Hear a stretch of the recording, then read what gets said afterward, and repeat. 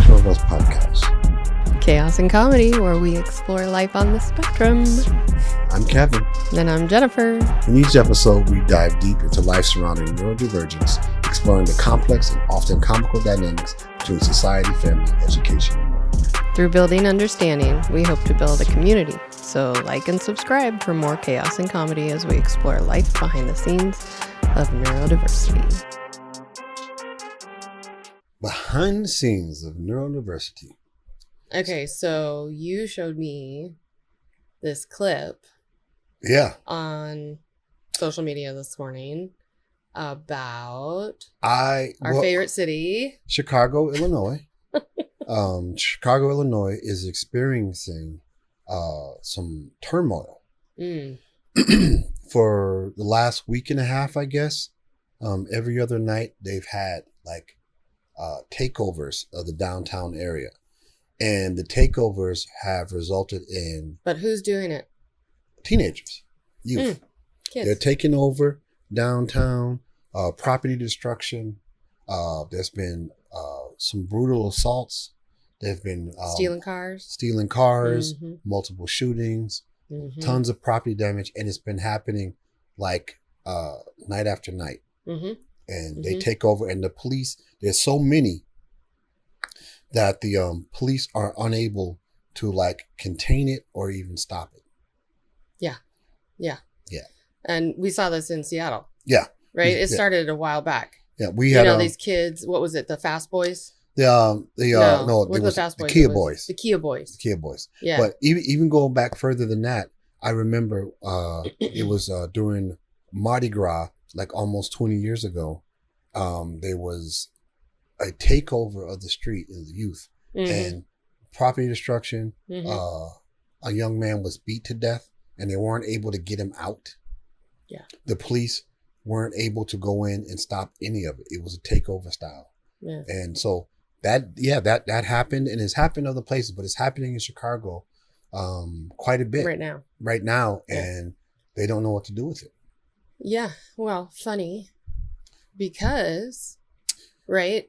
So everybody says kids need to get off their pads. They need to get off their electronics. We need to get them, doing something productive. This is rotting their brain. This is bad for them, right? And so, fun fact, right? We've recently discovered with our own kid that these e-bikes are the new video game for them. The new video game, and I want people to really think about that. We went through a period where, and as a school resource officer, when that was a big thing about getting kids to get outside. Yeah, get them outside. We were raised in the 80s, right? The 70s and the 80s. So we were the original Gen X. We are the hose water, parents locked us out, all that stuff. We're still here to tell the story miraculously. My grandmother used to say, get out of the house because you're making my house hot. Yeah. Yeah. And we have to be gone. My mom was like, you need something to do? I got chores for you. And they would lock the door so that we didn't come in and out, in and out, in and out. Yeah. Because if you had air conditioning, then you'd break the air conditioning system, by opening the door over and over again. Get outside. I'm trying to clean the house. They're probably taking a nap, but whatever. No, it was you had to be gone. You had to be home by the time the street lights came on. But and this was pre-cell phone. So there was no form of communication. You knew your house number. I mean, but the kids, they took responsibility for each other. Yeah. You know what I mean? We knew something happened to one of us, we'd go back and get the parents or whatever. There was a sense of community responsibility for each other and for each other's kids. And what's interesting to me, having raised kids for the last over 30 years now. So, I raised kids in the 90s and then the 2000s, and now, still raising in the 2020s. Yeah. And interesting to see, because now kids, my oldest kids' age they have kids my youngest kid's age, Yeah. So, I know that they are a product, these newest parents are a product of our generation and how we raised our kids differently, right? But that doesn't mean we raised them better. because what happened was the helicopter parent came to town. Yeah. And the helicopter parent decided that they were going to monitor everything all the time, be involved in everything, everywhere. And it sounds good. You know, it sounds responsible. It sounds like you're paying more attention. You're spending more time with your kids. And, you know, I just look at it like there's always balance and everything. Like maybe we should have been locked outside all day, every day, right? And like Lord of the Flies. But also if adults are always like helicoptering these kids and they're always with them, then the kids don't know how to act when there's not an adult around. Yeah. Right? Like when we were growing up, we policed each other because we knew that at any given time, it was possible a grown-up was going to come out and make us act right. You know, because they were watching. You know, if we went down the street, any adult is like, what you doing? Now, they wouldn't just like want us to go back inside because they didn't want their own kids back inside either. Yeah. But they would correct our behavior. They would correct our words, our behavior, whatever. And nobody said things like, don't make me parent your child. I already raised my children. You know, and I get so irritated with that bullshit because it's like, I'm not asking you to parent my child. Thank you very much.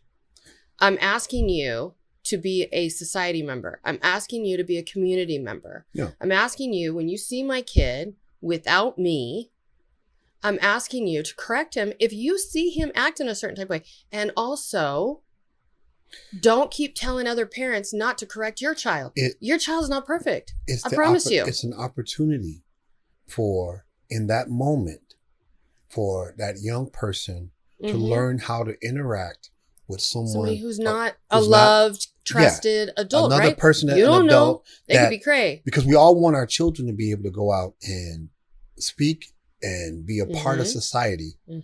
And by not allowing that to happen, then by the time it's time for them to actually interact with people who are older than they are or people of authority, they have a hard time dealing with it because they've never had to do it. They've never and they're had even to interact more with it. disrespectful. Here's what happens. If they're not corrected when they're little and they kind of try out a little disrespect to a stranger, and then that stranger, you know, just is like, wow, hey, parents, do better. You know, on social media, as if that helps in the moment of the disrespect, right? Like, okay, by all means, don't address it in the moment with the kid who's being disrespectful to you. Go pick up your phone, get on social media, and take a picture of the kid, and then you know, post that and say, parents, you need to do better. Your kids were seen out. If this is your child, what kind of bullshit is that? What is going on that we're going, hey, don't take pictures of my kids. Don't put my kids on social media. But then we'll turn around and we'll take pictures of other people's children and put them on social media if they don't act right. But I'm not going to talk to them. God forbid I directly say, hey, buddy, that's rude. Don't talk to me like that. Well, that's part of that. I think a lot of that comes from because we have parents out there who will, if it started off with the teachers.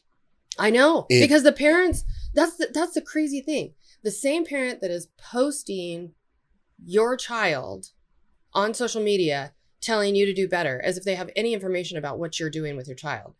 That is the same parent who is also saying, don't tell me how to parent my child.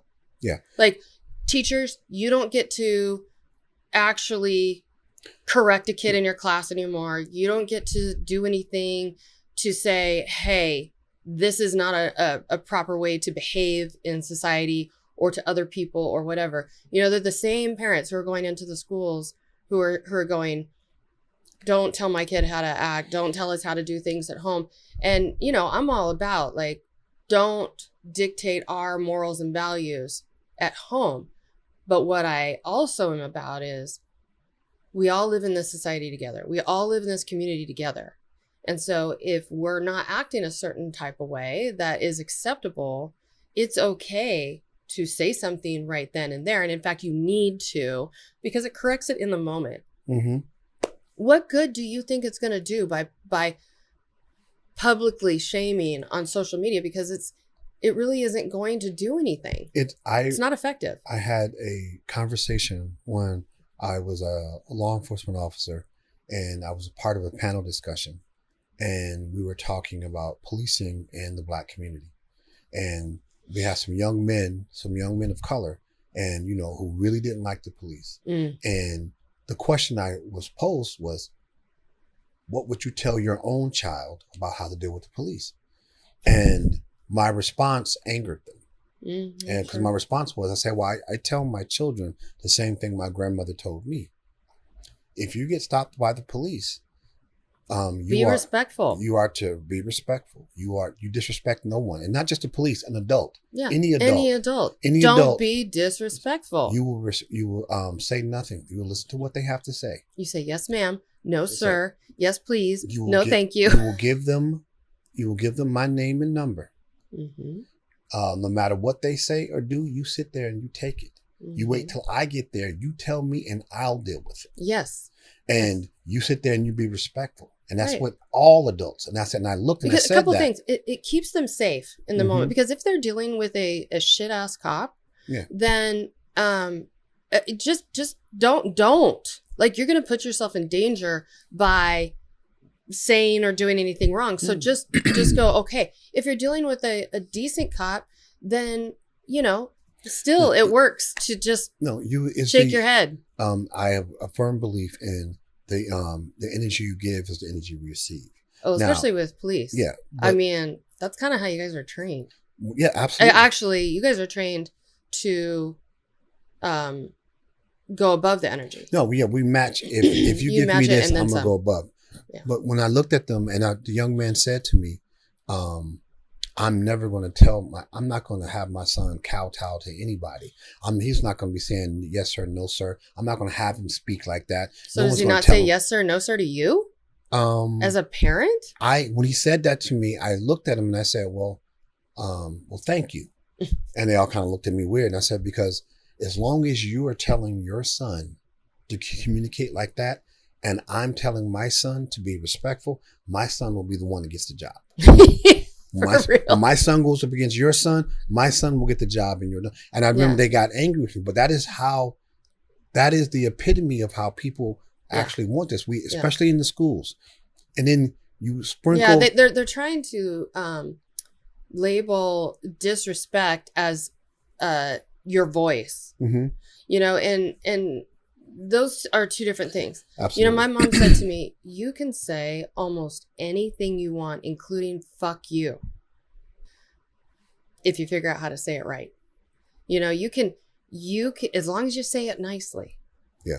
So you got to figure out how to say it. You can say almost anything as long as you can say it nicely and respectfully. And that includes take a fucking hike, and that's exactly true with what happens, because see, now we're not teaching them in schools because the teachers are too afraid to correct a kid. Yeah. And then we go out in the public and God forbid we allow our child to start trying to learn how to navigate the world without us right next to them, holding on to them the whole time, because then we get posted on our kid gets posted on social media, where's their parents. And then we don't understand why they go to college and we're having like beyond out of control behavior in college. Absolutely. Well, what do you think? You think if you hold them that tight all the way until you can't, that all of a sudden you're going to let go and they're just going to be like, voila, I'm a perfect human. They don't, because you're not teaching your child self-regulation or conflict resolution. Yeah. Oh, no, we don't talk to people. We don't talk to people. We don't knock on our neighbor's door when we don't like how they're acting. We don't, just approach and be like non-threatening. We don't know how to approach and be non-threatening. We also don't know how to have someone approach us anymore and not feel threatened. It's it's how many times have we heard now? Because we'll still go to our neighbor's door, right? Yeah, well, and people are like, what do you mean? Would you go to your neighbor's door and ask them? Yeah.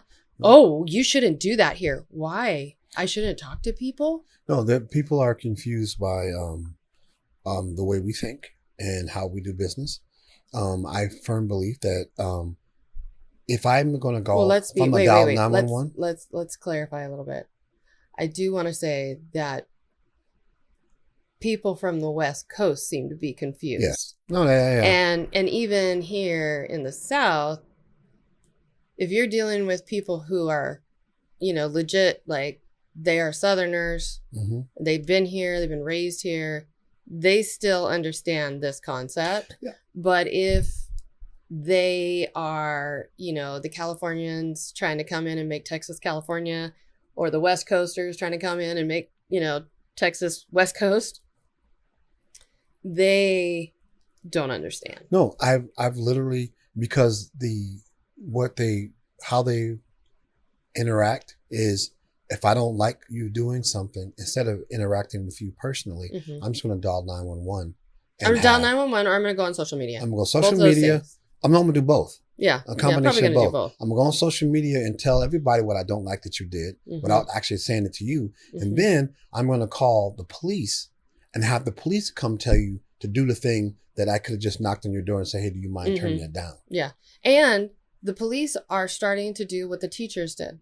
Yeah. They're becoming customer service agencies. Oh. That was the trippiest thing I heard recently, right? Was we're a customer service police department. Wait, what? No. Customer service? That is, in my last probably 10 years as a police officer, that is absolutely our model changed. And and I'm just not interested. I'm not interested in having a customer service police department. I'm not interested in being placated and being told that I'm right all the time. I'm interested in you making sure that we're safe out here. I'm interested in you making sure that laws are enforced and that things are corrected so that we can all live in a society together, because that's what policing was invented for. Yeah, I think that people have a tendency. Well, I don't have a tendency. People don't understand what the policing and what police officers do and their jobs. They confuse it. The idea. Well, apparently y'all are supposed to be counselors now. Well, that's part of it. You have to be. Well, being a police officer, you do have to be a counselor. You have to be a paramedic. You have to be a counselor. You got to be a partial therapist. You have to be an attorney. You have to be a mediator. You have to be all of those things, in order to be effective for everybody. Yeah. But people don't understand that they're actually the police. The police are the tool that you use to police your neighborhood. Typically, you call, other than traffic stops or the occasional, hey, I saw something and I stopped somebody. When you see the police, it's because somebody called them there. Right. So when they're calling you there, that means, so who's actually doing the policing? The tool, your neighbor, or the person who made the phone call, which is why it's important for people to understand what they see. If you see a group of kids all wearing the same color, your first assumption shouldn't be, oh, that's a gang. Sometimes it might mean the high school just let out, right? and people are walking home from school, and those are the colors of the school. I've literally had that conversation. It was School Colors Day. Yeah, I literally, when I was at Garfield High School in Seattle, Washington, and I was a school resource officer, they'd have people in neighborhoods where there's a gang of kids, and they're all wearing purple. Garfield's colors were purple and white. School had just let out. It's 3:00, people. They just got out of school and they're walking home. I'm scared. There's teenagers. They're out. Somebody let them out and they're all wearing the same color. Yeah, it is. And I'm in danger. Because I think we have forgotten that words have meaning, and how you present those words and what you say is the response that you're going to get from other people. But just to bring it back full circle, because there's a story I want you to tell, is we started off today talking about what the clip I showed you of what's happening in Chicago and those teenagers, because we just talked about how we're morphing, where 10, 15 years ago, the problem was video games and the computer oh my gosh, and YouTube. We went to screens and all these screens. And right before we went to COVID, you know, it was this huge movement, you know, and there's factual, reliable information out there, scientific information that tells us for sure, this is not we think, this is for sure, it's rotting your children's brains. It is hurting them to be on screens this much. COVID happens and it's like everybody went, shh, pretend like we didn't learn all that right now. We're going to give every kid an iPad. We're going to give every kid a screen, and all they're going to do all day is be on a screen. And if you're on the West Coast, this was like a 2-year situation. You know, the rest of the country handled it differently in different places and stuff. But on the West Coast, we shut down. We were down and out, and the only interaction our children and us could have was on a screen. You know, I mean, we could not get together in any way. You know, we lived in the Pacific Northwest. We have lakes, we have bodies of water. They wouldn't even let us take our boats out and be on a freaking lake, you know, as if who are we going to give COVID to when we're out on a lake, or go walk on a trail or whatever. Like, they shut everything down. Yes. And so not only us, but our children, you know, we all just pretended like we hadn't just learned all this about screens. And, you know, the schools and everybody said, here, have a screen. And this is the only way you can engage in school and everything. And so we came out of COVID, and what'd they do? They brought the screen into the classrooms, right?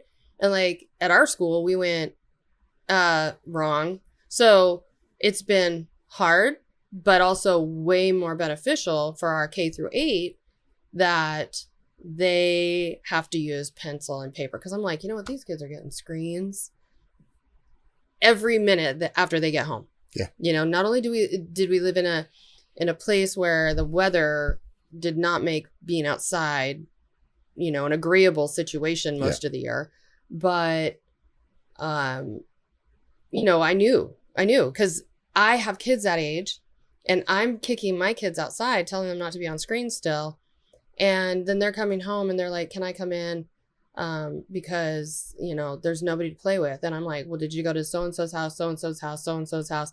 They'd gone to everybody's house. These kids literally would yell out their bedroom window, like, go home and get on Xbox with me. Yeah. I just want to play this game. I'm playing this game. And, you know, you got a kid outside saying, come out and play with me. And the parents are not saying to the kid, get your ass outside. Yeah. You are not playing Xbox. You know, like, you got a better option, get outside, right? No, everybody's ignoring it. Everybody's like, that's great. Kids out of my hair. I don't have to worry about it. Plus, if my kids are outside with your kids, guess what happens? The other parents start getting mad, right? So we saw this. Yeah, we saw it. We saw this in Seattle, where there was a couple neighbors and us who let our kids go outside, right? And I'm literally sitting in my office that's looking out to where they are, but I don't appear to be out there supervising, right? My window's open. I can see them. We're in a cul-de-sac. I'm at the base of the cul-de-sac. I can see the whole damn street. And our neighbor's kind of driveway is like the congregating place. And yet we've got helicopter parent over here, you know, who spends his whole day drinking while he's watching his kids, yelling at the kids and saying, you know, where's your parents? Your parents need to be out here. And I'm like, why? Like you? Yeah. You know, how about you watch yours? If you need to watch your child like that, go for it. But our kids are doing fine. Thank you. They're not doing anything. And you know what? When they do, if they do, then, you know, then yell at them. You know, they know who you are. They know you're the crazy drunk dad, you know, who doesn't work, who sits around, you know, drinking and watching your 5-year-old and who's mean to everybody, you know, but that's good for them to learn. Like, not everybody is going to be as nice as your mom. Not everybody's going to be, you know, so when you come across these people, it's good for them to learn. I don't even want them to not interact with that guy, because when they would come in and say, you know, he's being mean, but whatever, I'd be like, well, you know who he is, so how about you don't get his attention? You know, it is I think that not just that him, but there were other parents in the neighborhood. Oh yeah, who post on social media. Yeah, they didn't like the idea of kids playing. Like don't be out. They were like, hey, that he kicked some of my gravel. Yeah. And now the rocks are in the street. The rocks are in the street. Like, can you have your children come back and pick them up, please, and put them back? Sure, sounds good. Yeah, like not that they were throwing rocks at anyone's house. No, or a car. They rode their bike through the rocks. The rocks got scattered. They kind of kicked rocks around because they're little. You know, like they're like, oh, this is fun. It is, but it's a testament to just how we are. But what they're having in Chicago is kids going outside. Yeah. And this is when you don't know how to act. When you've locked them in. Mm-hmm. And now it's like they're out. They're like caged animals. I mean, talk about Lord of the Flies. Yeah. You know what I mean? And I'm not even mad at these parents of these kids because I promise you, it's not every single one of those kids' parents hasn't been trying. Believe. You know, they don't know what to do anymore because their kids are like caged animals who have not been allowed to be outside, who we live in a society now where we don't police each other's kids, where we don't dare talk to each other's kids. I mean, I still do, and I don't give a shit. I could care less. Come talk to me. Absolutely. Come tell me to not talk to your kid. Bring your kid too. It's a requirement to be a good neighbor. And I would challenge anyone to tell me that you should do it differently. I am who I am today. I was able, when I tested for the police department, they went and talked to, when they did the background check on me, they went and talked to my neighbors. You know, they couldn't even do that today. The neighbors, probably. No, probably not. Because it'd be like, oh, I don't even know what my neighbors' names are. Yeah. They talked, not only did they talk to the neighbors, they talked to my teachers. Yeah. They said, I know this because the people told me later, mm-hmm. was they asked, do you think he would be a good police officer? Do you trust him? Mm-hmm. These are the things that my neighbors said. If you live in a world where you don't engage with your neighbors and strangers and people who are like known to you, but maybe not in your family. Because we're building, and this is what we do, we're building fences instead of bridges. Yeah. That we want to build them up high so you can't see in, mm-hmm. I can't see out, and you don't mm-hmm. know me and I don't know you, instead of building a bridge so that we all know that we can all be the same village. The fact that who I am as a person and how I know how to respect people and what I know what respect looks like is because I wasn't allowed to be disrespectful to anyone in my neighborhood. Right. That if someone, like you were saying earlier, mm-hmm. if somebody in my neighborhood saw me, mm-hmm. I would be corrected then. Then they would call my grandmother and say, hey, this is what I saw your grandson. Then I corrected him. Yeah. Then I would be corrected by her. Right. And then she would call my parents and say, when you pick him up, you need to understand that I had to correct him and so-and-so had to correct him. And mm-hmm. I'll get corrected by. So I got 3 corrections. Yeah. And back then, corrections started like that. Yeah. So yeah. I got 3 corrections. But what it did was, and it doesn't have to be like, I didn't, that wasn't how it was for me. I got grounded for 2 weeks. Yeah. Or I just didn't like, I really did not like my mom being upset with me, you know? Also, she taught me that being out in public without her is a privilege. And so if she gets a complaint about my behavior out there, then that will restrict my ability to go out mm-hmm. without her. And so I better watch myself. And so, you know, having those understandings of consequences, even like my best friend's mom, I thought she hung the moon. I thought she was the sweetest lady in the world. And, you know, I mean, I don't know how she really was, you know, to her kids or whatever. But to me, she was like, I thought my friend had the best mom in the world. She was just like, she could cook, she could bake, she could sew. She made them like custom underwear that was so cute. And, you know, she was like Holly Homemaker. And I was like, I want to be Gayla when I grow up. And one day I remember, I don't even remember what I did, but I did something that caught the wrong attention from her. And she grabbed my arm and snapped me around and she snapped at me. I tell you what, I never in my life again did anything bad in front of Gayla. And it was because I idolized her, right? And she was not the person I wanted to to be in that kind of a moment with, because I wanted her to love me. So not only does it make us afraid of the drunk ass neighbor next doors, but it also builds our respect for the ones that we want to impress and we want good attention from. Yeah. And so we learn how to not get the negative attention, get the positive attention, from people. But if we don't have those opportunities as kids, then we don't learn any of that. And the consequences are greater the older we get. I've seen it. When I went into the military, right? Because I was raised by the village, and not all members of the village were polite and nice. Right. But I was raised by the village. Yeah. So when I got into basic training and the drill instructor, right, began to yell, it didn't faze me. I got in line and did what they asked me to do.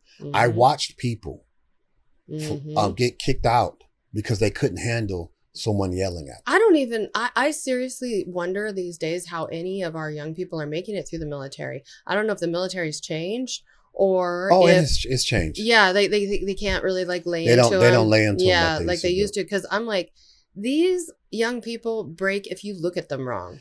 They are like crushed for life, and you like damage them, and they're gonna try to find a way to sue you for some type of complex PTSD because you said, hey, I don't like that you did that. So how does a drill instructor even they don't. They got rid of that. Oh, are you serious? They don't do it like that anymore. It's abusive. The other piece that I saw, right, because I was successful because I was raised by the village, was the first day of the police academy. First day of the police academy, you have to do an impromptu speech, and you have to speak for 2 minutes. You get your turn, you get called up, they hand you the topic, and you have to get in front of your class and speak for 2 minutes on what they just handed you. Yeah. Without knowing what they were talking about or whatever.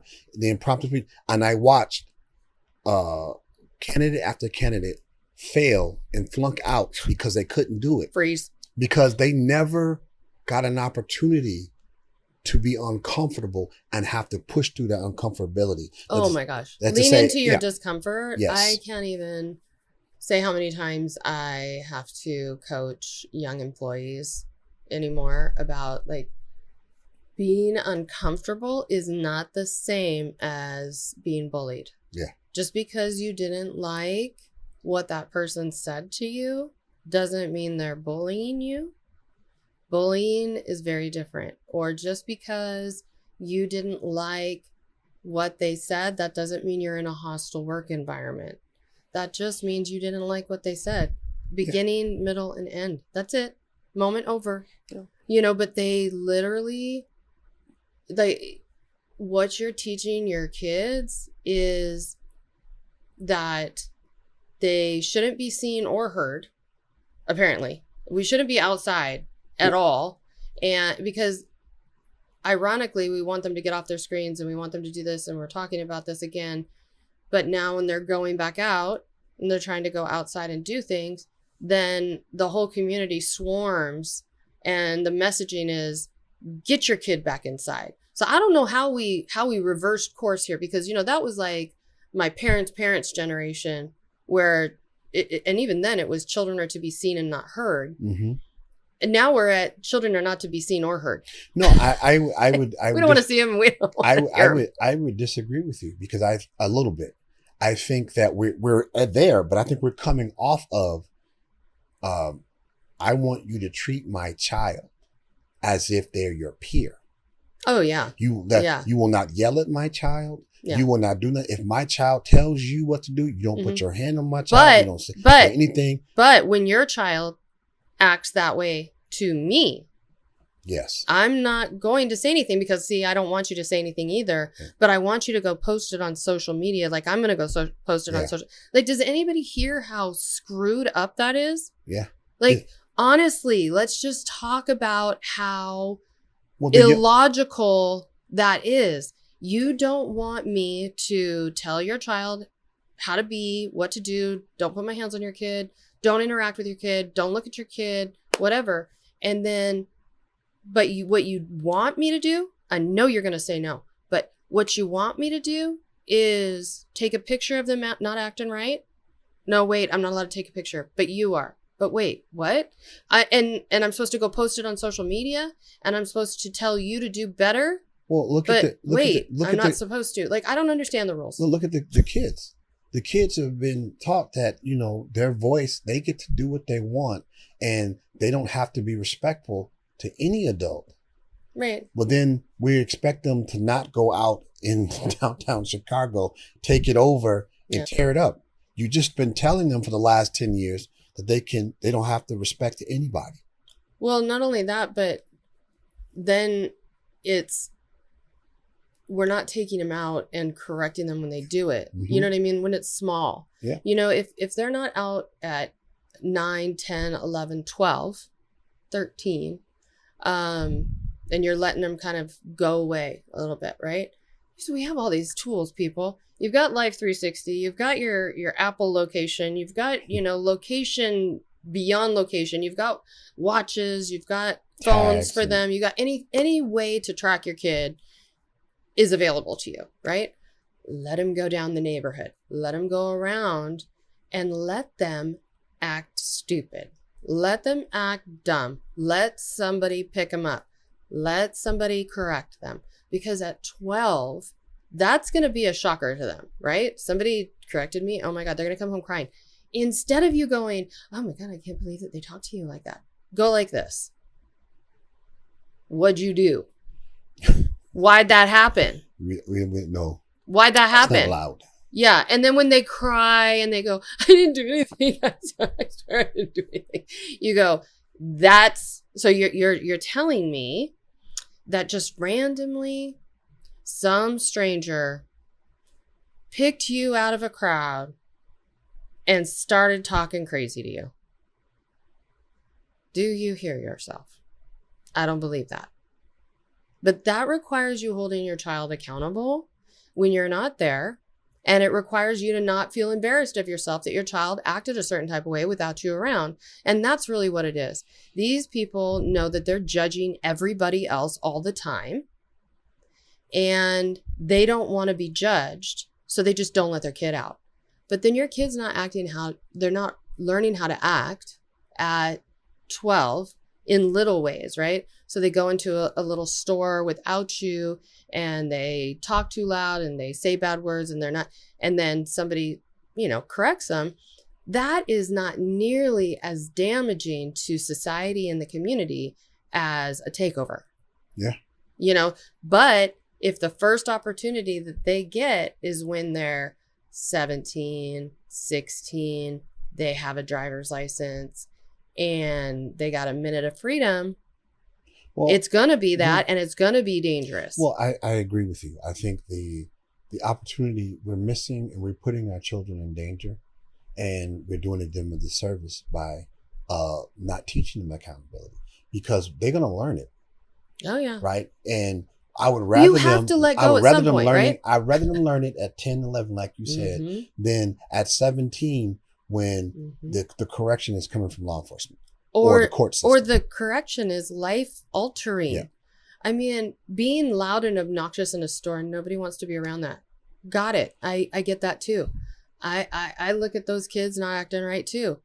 But you know what? I tell them to knock that shit off right there and then. They can go home and cry to their parents all they want.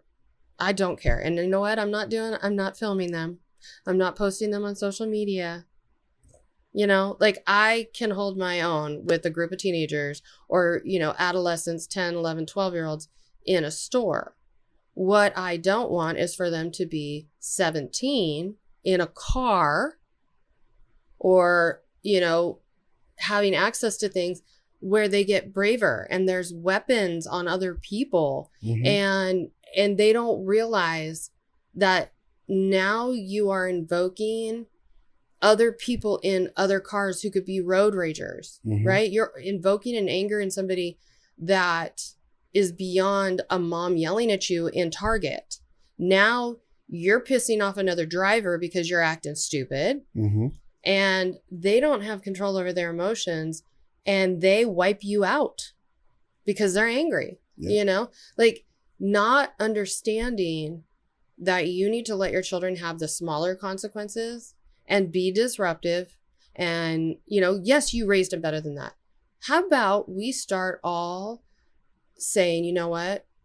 I know I raised my kids better than that. I'll bet you their mom raised them better than that too. How about you start looking at these kids when they do what they do, and instead of saying, parents do better, how about you look at the kid and you go, I know your mama raised you better than that. What you doing? Embarrassing your family like that. Mm-hmm. Well, how about we say that to them? We could now, but just because we are talking about our neurodivergent, well, we want to talk about our neurodivergent kids.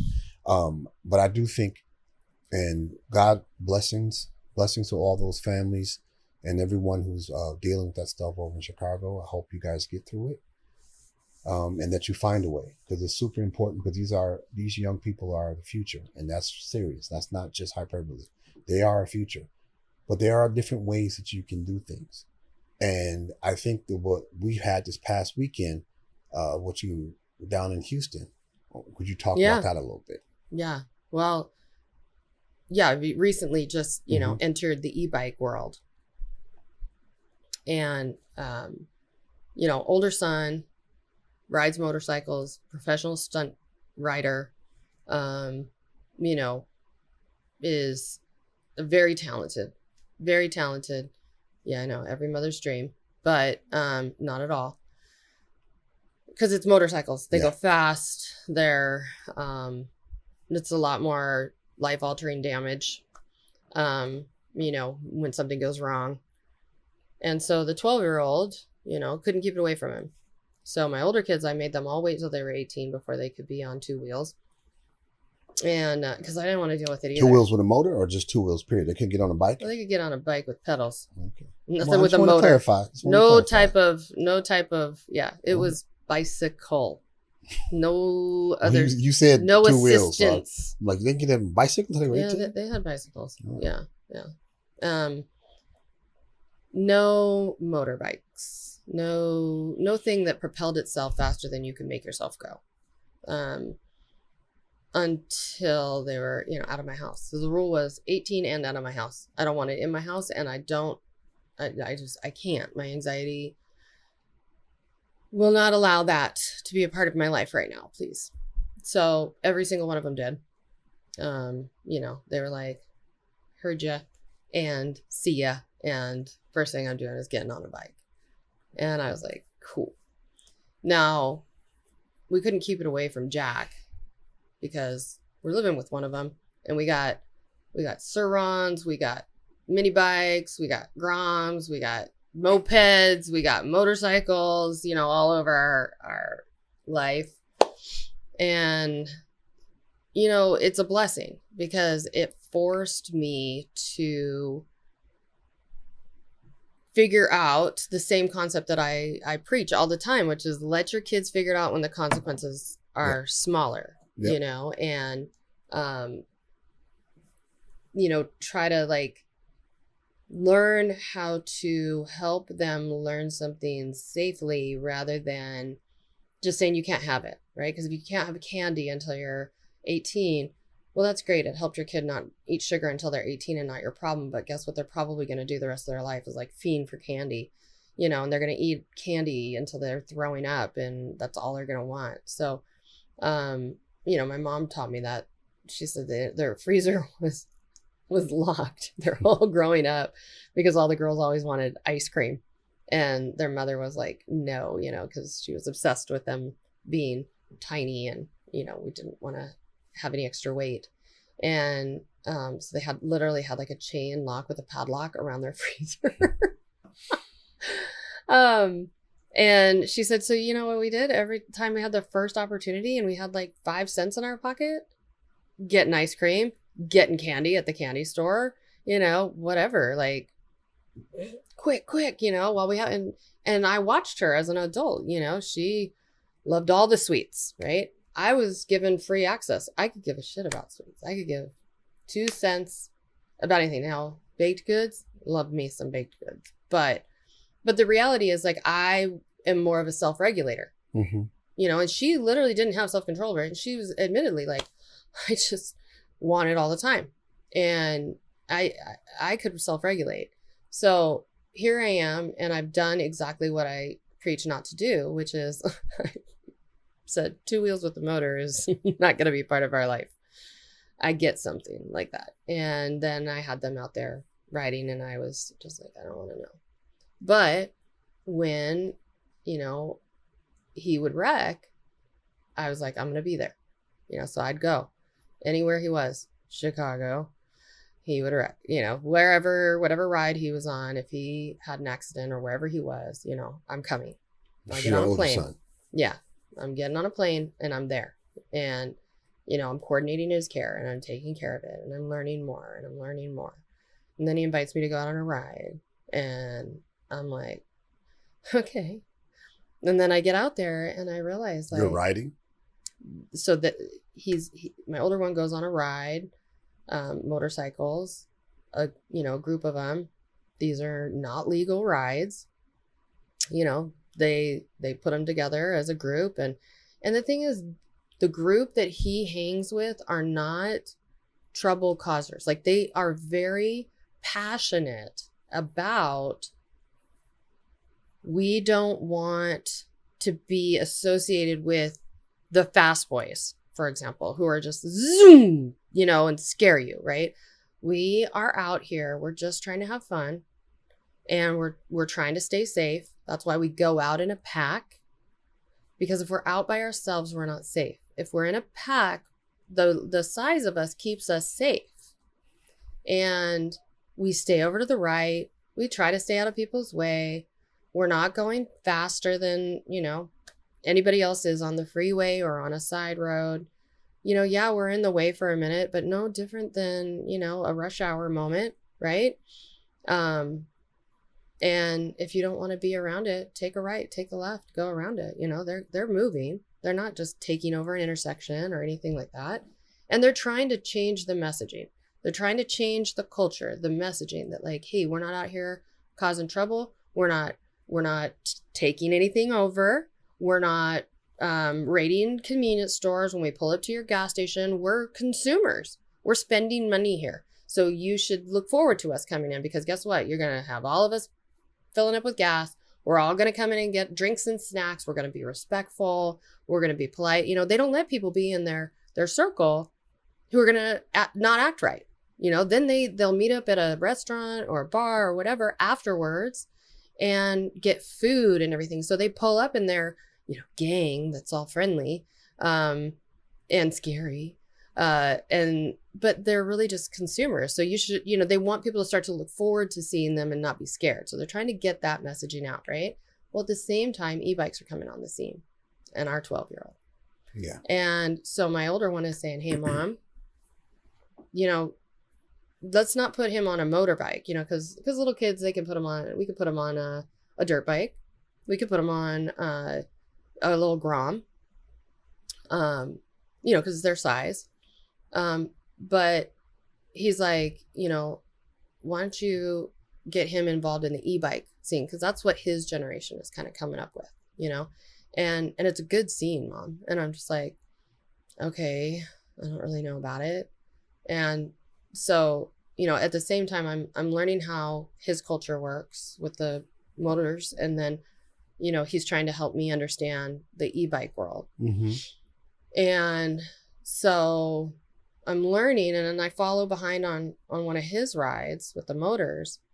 And I learned a whole lot. I learned how. What do you mean you follow behind? Well, they're in a pack. No, I'm in my truck. And I figured out really quickly how ragey drivers are when they see them come up. And I'm just looking at humans that I know. I know these bikers, and they're great people. Like, none of them are not law-abiding, job-producing, income-bearing people. These are not bums, right? They are upstanding members of society on these bikes, and I'm seeing just their existence, just the sound of them is making drivers road rage. And I'm like, what are you doing? So then I'm following them because I'm blocking traffic. And I'm like, sorry, but you know what? If the choice is hit my car or hit one of those humans on a bike, you know what? I'm protecting you from yourself and them from you. Because hit my truck. You know, we're both going to be okay. But hit a human and kill them, you're going to go to jail. It doesn't matter if they were wrong. You killed someone. You killed a human. So not only like the legal ramification of hurting someone like that purposely, but just the emotional impact, right? Taking somebody from their family, killing somebody over what? Because you just don't like that they're riding, because it scares you. Don't look. Go a different way. Take a left. Take a right. If the bikers were doing something, harassing you, I understand. I understand the anger. But I don't understand anger just because you see them, just because they exist, just because they're riding in a pack and traffic got held up for a minute. Do you get that ragey when it's rush hour? And the vehicles are the same size as you? Some people. Yeah, but you know what? It's like pick on someone your own size is how I look at it. Mm-hmm. I look at it like they get more brave because they know that their car, no matter how little their car is bigger than that biker. They know that one little tap and that biker falls off.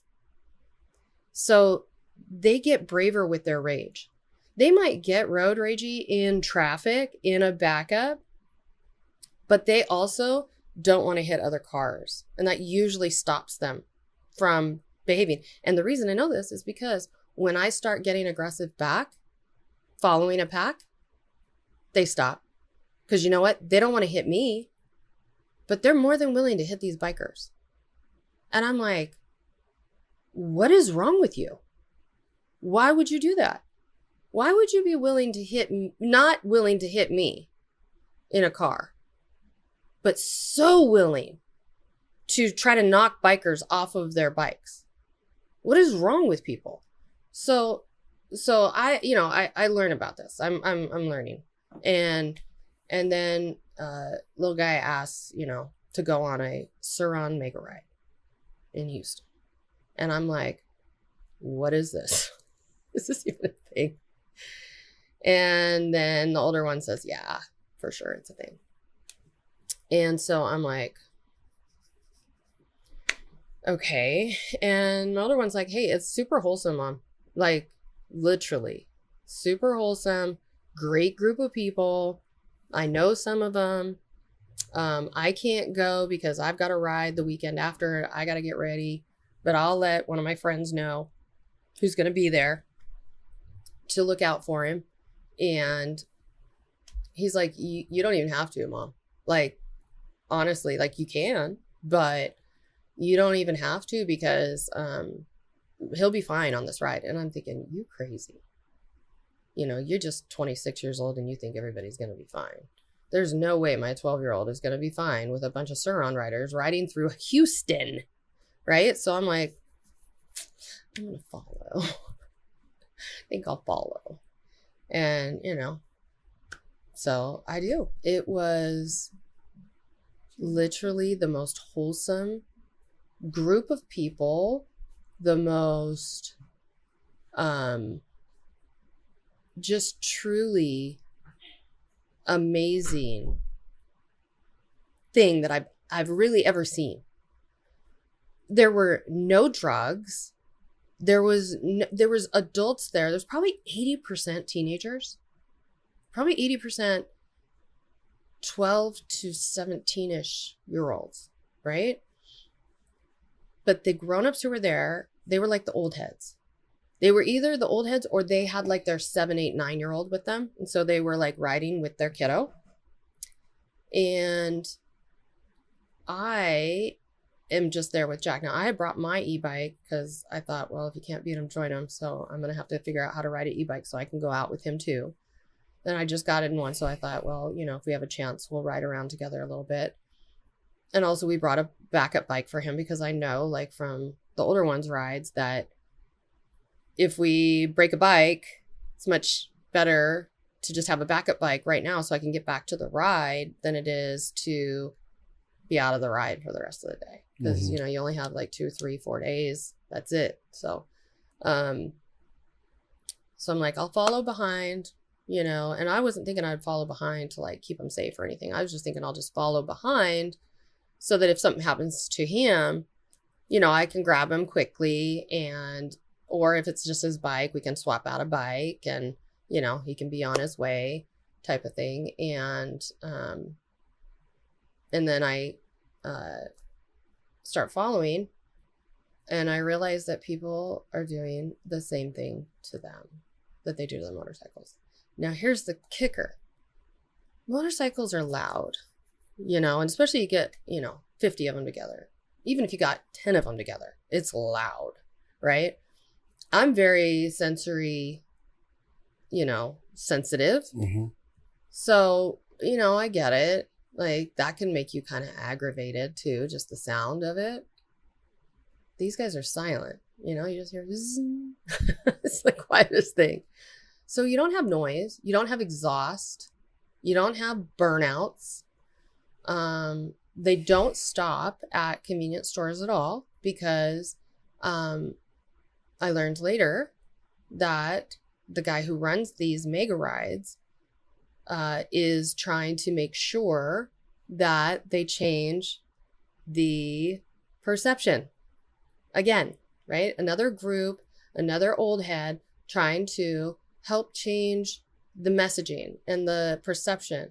These kids are not out here trying to do anything wrong. So we're not going to stop at a convenience store, because there have been groups of kids who are up to no good swarming a convenience store and looting the whole place. And, you know, that's just a bunch of bullshit, right? Don't act like that.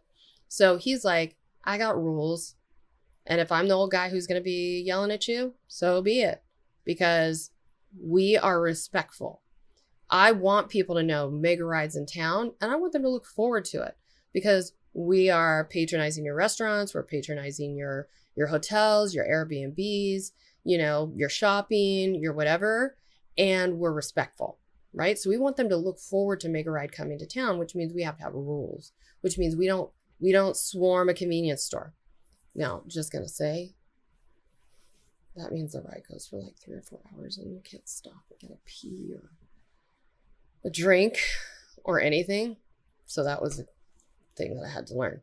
They pack their snacks and stuff with them. It is the cutest thing. They stop at a park, a big park, about midway, and they've all packed food with them and drinks and hydration and stuff like that. And so it's not even like they don't want to like disrupt anybody's peace. You know, there's no noise. So it's not like when motorcycles stop and, you know, you're in a neighborhood and it's like,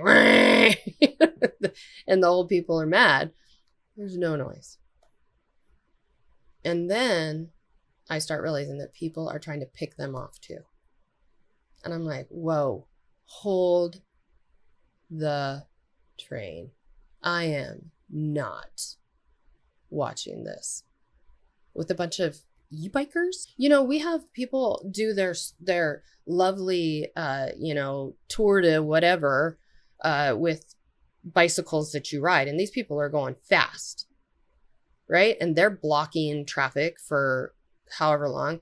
Bicyclists are out there blocking traffic. They decide to be the bicycle lane. They decide to be a car. They decide to be a bicycle lane. They decide to be a car. Back and forth, back and forth. And we all respect them and we like them and whatever. But if you're on a motorized bike, we want you to go away. No. And you see that these are young people. You see that, and people get ragey. And I'm like, oh, hell no. We're not doing that. So then I become Sir Momster. I literally, I'm not even trying, but I'm like, what are you doing? Why are you getting up? Why are you about to hit that kid? And so then I'm like, no, excuse you. And it got to the point where the police were like allowing me, like we had police pull up, police escorting me, escorting them. And I'm like, okay, well, like, okay, I guess I'm escorting them, just to make sure that people didn't do stupid things and hurt kids. Because they're not doing anything. I mean, they're staying over to the right 2 lanes. I'm staying in the right 2 lanes. Mm-hmm. The kids know the rules. You go over to the left, to the 3rd lane over in the left. That's the passing lane for the cars to get by, you guys. So we're not trying to block the whole scene. Don't go to opposing traffic. Don't go on the sidewalks. And in fact, one of my other jobs became, yelling at the kids too, from the back, right? Because the grown-ups are they're going between, right? They're at the front, they're in the middle, they're in the back, they're in the front, they're in the middle, the back, right? We're trying to keep everybody safe. And then they're like, but then I'm at the back, and if a kid goes up on the sidewalk, I'm like, get off the sidewalk. Or like if their bike stalls out, right? I can pull my car up behind them so that they don't accidentally get hit by somebody because somebody didn't see them. So I can kind of like turn my car sideways. People can honk at me all they want. They don't know what's going on. That's fine. I'm just like, hang on. We got somebody down, whatever. But I can yell because some days, they panic, right? Like, oh my God, my bike just stalled out. I don't know what to do. And then they need somebody to say, go on the grass, get off the road, go to the right, whatever, so that they get to safety before I move my truck so that we can get going again, and let traffic go again. So, but then also, accidents do happen. Their parents are back at the starting place maybe, or they're at their Airbnb or they're whatever. And, somebody needs to pick them up. Somebody needs to pick their bike up off the ground. So I got a big truck, so then it becomes my job, injured kid, put him in my passenger seat, throw your bike in the back.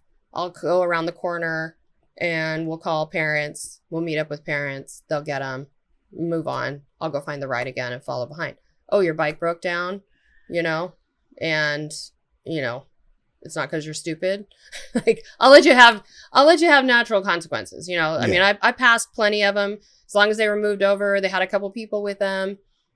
I'd be like, you good? They'd be like, I'm good.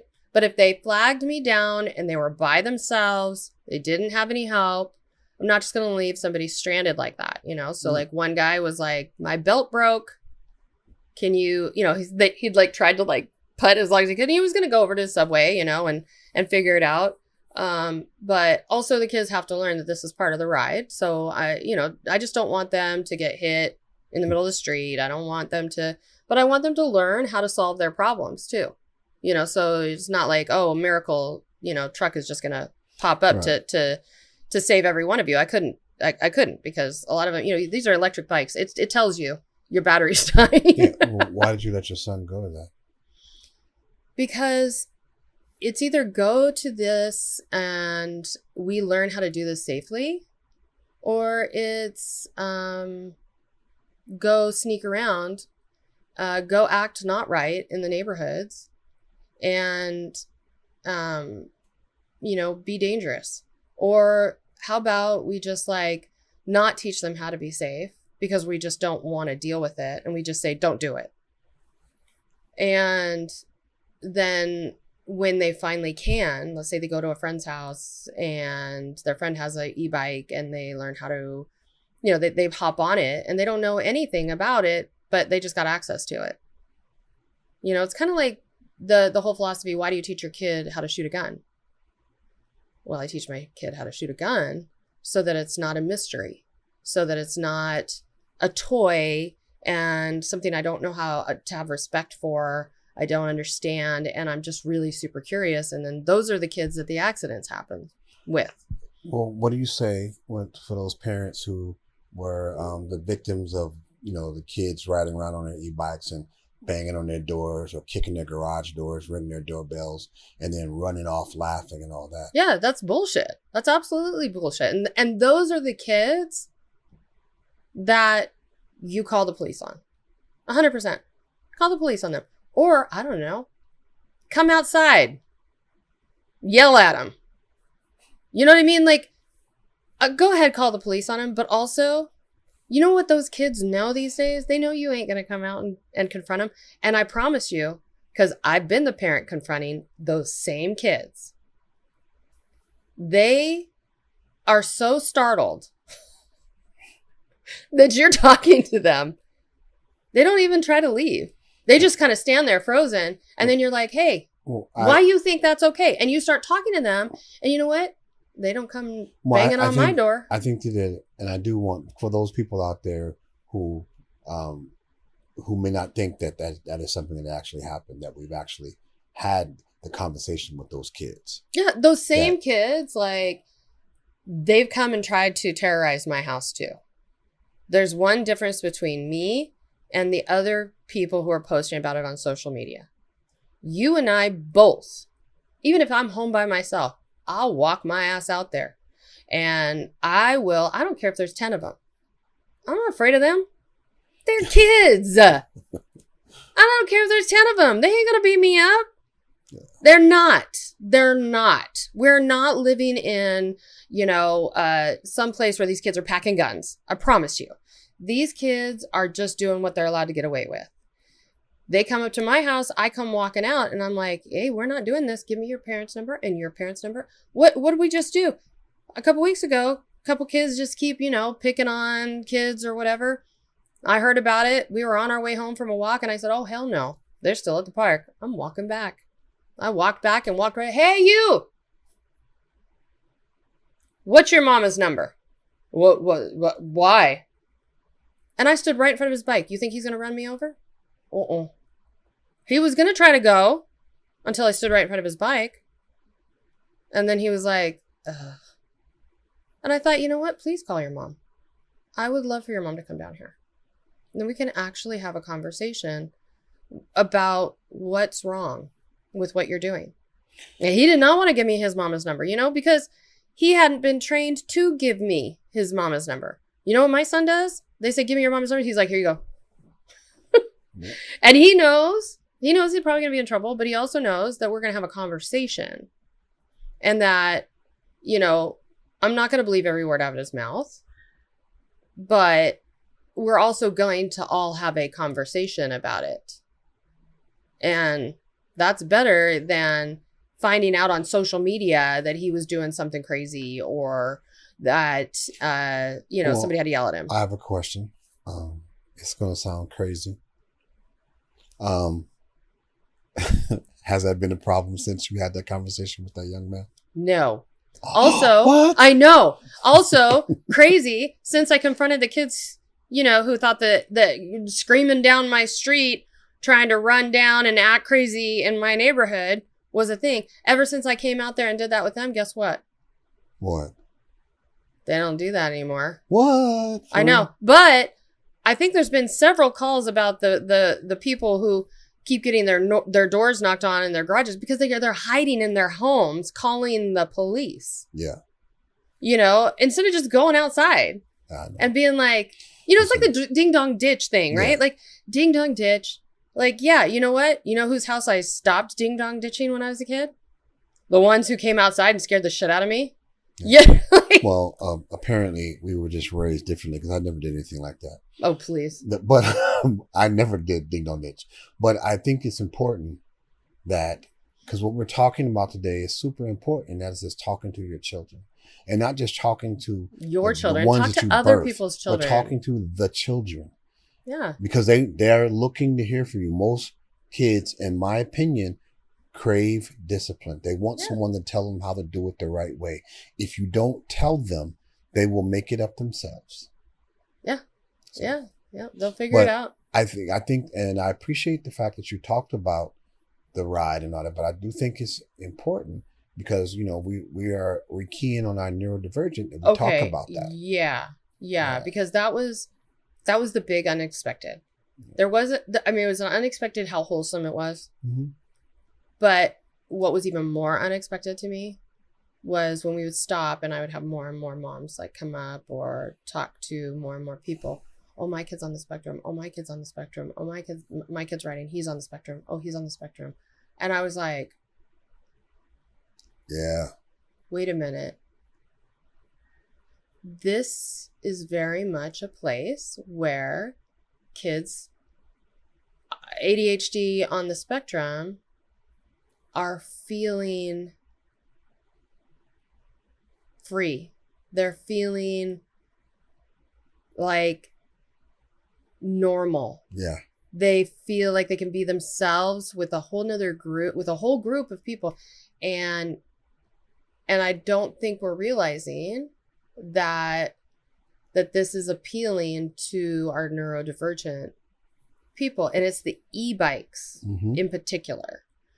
And they are, I mean, I wouldn't be surprised if 90% of them are all ADHD, on the spectrum, ADHD, whatever, because they are so similar. They feel brave, they feel strong, they feel capable, they feel good at something. Yep. And their disabilities aren't a disability in this arena. They're a superpower. Yeah. They're not afraid. Mm-hmm. They're focused. They're not having to have a verbal conversation or a social conversation, but they are socializing with each other in a way that they're all understanding. It's kind of like how we saw Microsoft and technology become a place for people, a lot of people like that, to thrive, not just survive, but thrive. They thrive there because their brains work like that. I'm seeing our neurodivergent people thriving in this arena, this e-bike arena. And I don't think we're realizing that that's who it's attracting. When you watch kids, typically when we say superpower, because when you have ADHD and you're on the spectrum, some of those kids, when you watch them, they focus on a task. You know, they are hyper focused. I mean, I'm telling you, these bikes are. Yeah. These are the next gen. The ones that you're looking at now are the ones who are going to be creating the new batteries that will go longer and make it go faster. They're already figuring it out. They're already figuring it out. They're already building it. Yeah. And if you can tap that now, if you're wondering about what to do with your kid, and when you watch them, it's about we had a choice. We had a choice when he got into the e-bike. We could have been like, nah. Nope, it's too dangerous. Or we can say, we can get into him and show him and help him learn how to do it the safe way. Well, then also watch him change his own tire, fix the things that he breaks on it, and watch him deal with frustration tolerance. And deal with watching him. Yeah. Having a hard time and having to, because a lot of our kids who are neurodivergent, look at YouTube don't like to for ask something for help. besides watching mindless reels. Basically, teaching them how to research the problem that they are occurring on their own. When I was a kid, it was just to be like, you go look at the encyclopedia. The encyclopedia today is our phone. And we're saying, okay, this is something. So now he knows that this is not just for the mindless videos. Now he knows if I need to learn how to fix something, if I have a problem, I can go look at it. We're teaching them how to research. These are these life lessons that we're instilling in them. Learning when your battery runs out on a ride, how to take care of yourself. Yeah. Wait a minute. Now I need to monitor. I got to be watching I got to watch my battery. Watch my battery. And do I need to do an extra one? Where are the states along the route? Where the place where I can go plug in? These are all the things that he's got to do that we need to teach him. So if you're struggling with your neurodivergent kid and you're wondering what to do, this is something to look into, because I'm telling you, you don't all have to let them ride on, mega rides or ride on the streets or anything like that. You can do it on trails, you can do it on dirt, you can do it, in other ways.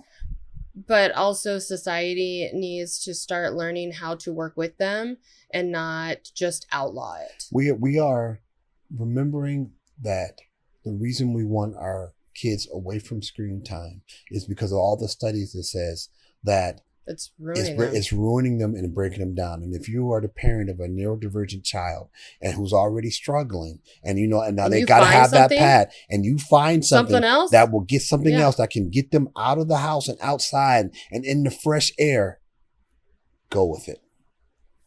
Agreed. Yes. Shout out to Caddy for the Sir on Mega Ride. Yeah. And putting that on. Shout out to Sloppy Stunts and Wild Riders Worldwide. I mean, stand-up dudes who absolutely took care of these kids like they were their own. I just can't say enough about them and how they embraced all of these kids. And so I just really want to acknowledge them. Mm-hmm. You know, follow them, like them. They've got messaging that goes beyond just writing. Yeah. Going on. So, well, it's about putting kids in a position to where they can feel like they are a part of it. So many of our neurodivergent kids don't feel like they're a part of anything. Mm-hmm. And they feel lost and they feel isolated. Mm-hmm. To see a young person be in it and see other kids like them, and it's a group and they feel like everybody else, they feel normal, and it's about getting them that. Yeah. So also shout out to Electric Riders down out in Carrollton. Absolutely. In Carrollton, Texas. That guy's amazing. Listen, thank you guys for listening to today's. Please comment, like, and share. And if you want to reach us, contact us on social.